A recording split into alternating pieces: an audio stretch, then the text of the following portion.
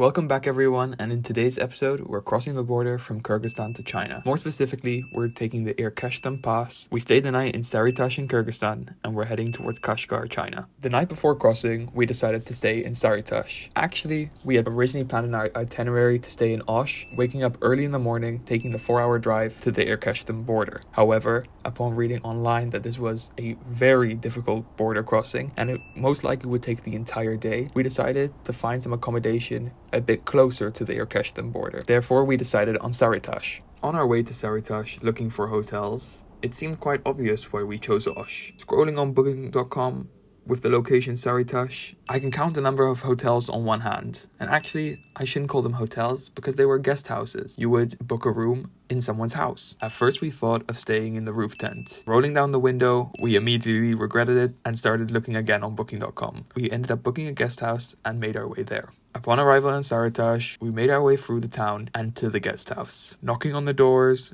there seemed to be no one home. That was a bit weird. We looked around, shone our flashlight, we couldn't see anything, and it was pitch dark. Then I decided to call the contact number on booking.com. When I spoke to him, he was on his way from Osh to Sary-Tash. It would still take 3 hours. However, he had a solution. Instead of staying in his guest house, his brother had a newly renovated guest house just opposite the road, so we stayed there. After putting our bags in the brother's homestay, we decided to go for dinner. We only found one restaurant on Google Maps, and we decided to go there.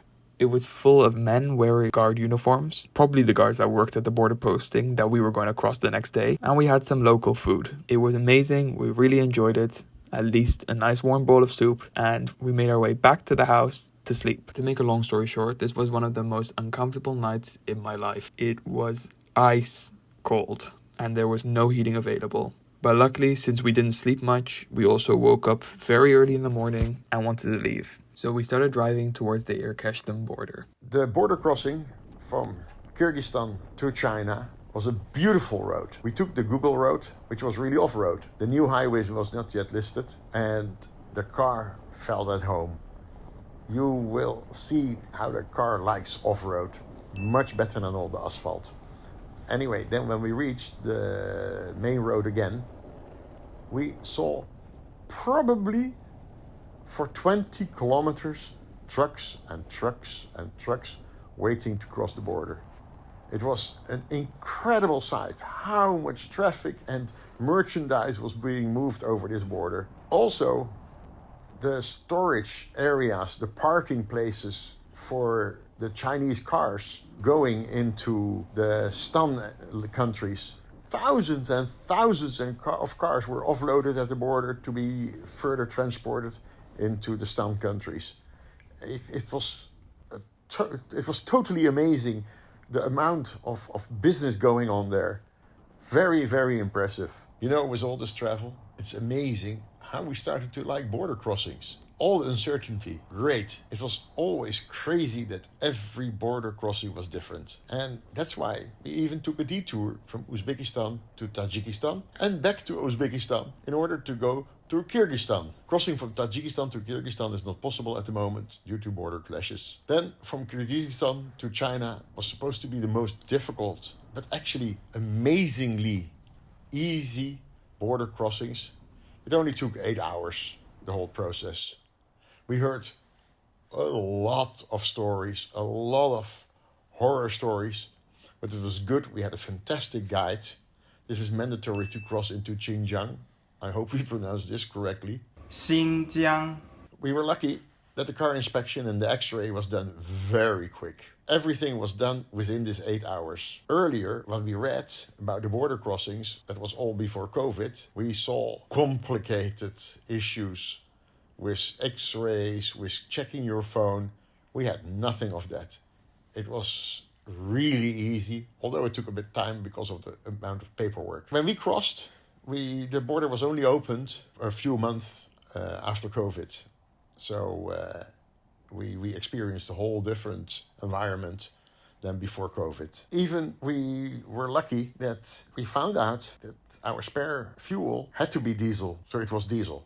Wink. Got the approval, car went through the x-ray. Then I was waiting for Jacob. Since he was that time the driver, I got ambushed by the Chinese tourists. Incredible. They all wanted to make pictures of our car and maybe me. Before my dad was taking pictures with the tourist, some procedures had to be completed. I had to drive the car to the x-ray, but before that, we both entered the immigration hall. We had to fill in a slip, queue up, and do our biometrics and get our passport stamped. This wasn't very easy. Hardly anyone spoke English, and the ones that could only spoke a few words, and mostly along the lines of, "Oh my, so handsome." Safe to say, one of the agents was more interested in me than letting me enter the country. A funny moment was when we finished the passport stamp, we were finally in China, and she was walking me back to my car to do the x-ray. She acted startled, and she buried her hands in her face. I asked her what's wrong. She said, I'm sorry, I cannot look at you, too handsome. And she buried her face in her hands again. I must say, being in China was very much an ego booster. Another cool moment in the immigration was when I had to do biometrics, and all of a sudden, the computer started talking to me in Dutch in the immigration hall. A nice touch, since it scanned my passport and knew where I came from. Also to mention, a month later, in December 2023, it was announced that Dutch citizens could enter China without a visa for up to 30 days, valid till December 2024. However, my father and we both still had our paper visas. I'm not sure if it's like the Wagah border in India and Pakistan where it's mandatory to have a paper visa, but I would double check that before crossing. We met up with our tour guide while waiting for the x-ray to be approved. Once it was approved, we made our way to Kashgar. My dad and I looked at each other.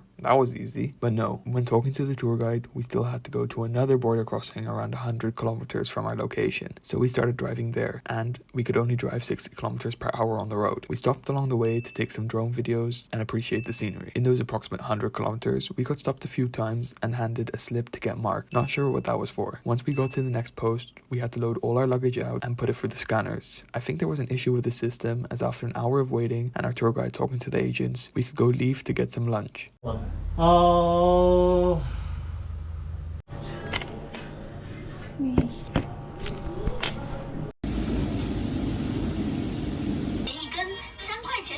After lunch and some more waiting, we could move again. From there on to Kashgar, probably around 200 kilometers. We stopped several times at checkpoints. Most of the time the driver could stay seated. I went in with the tour guide to get my dad and I's passport checked. Lots and lots of security checks. It was getting late when we entered Kashgar. We noticed that they had some type of anti-sleep lasers on the road that would flash in our eyes sometimes, which was pretty cool technology. Also, which was pretty interesting for me to notice, was that approximately every maybe 500 meters or a kilometer, there would be a pole with CCTV cameras on the highway. We checked into our hotel and went to bed, but that wasn't the end of the process of getting into China and being able to drive. We still needed a Chinese license plate and Chinese driver's license.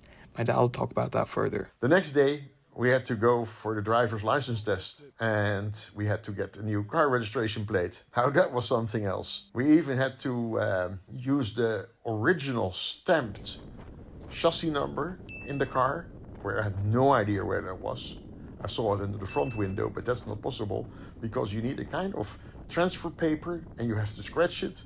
And then, like you used to do with your pencil and a coin and a piece of paper, this exactly we had to do over the chassis number. And then we had to get the engine number. That was even more complicated. In the end, we had the same chassis number as the engine number, and they accepted it because I was completely impossible to find the engine number because of all the protection plates on the bottom of the car, protecting the car, the four-wheel drive car. Also, I had to strip the whole trunk in order to find the chassis number in the rear on the right side. After corresponding with Porsche Gelderland, thank you very much.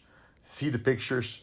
We found the chassis number. Everything was explained and all went well. And our passage to Kashgar was a fact. The next day, we had to go to get our license plate for the car, Chinese license plate, and our driver license examination. Now that was a little bit strange because it was all in Chinese, and I went to the toilet, and when I came back, our guide said, "Well done, I translated it for you, and you succeeded, you passed your exams." Well, that was great, and now we had our license, we had our plate, ready to explore Kashgar. What an amazing city. Jacob, your turn. Thanks for watching and stay tuned for our next video exploring the province of Xinjiang.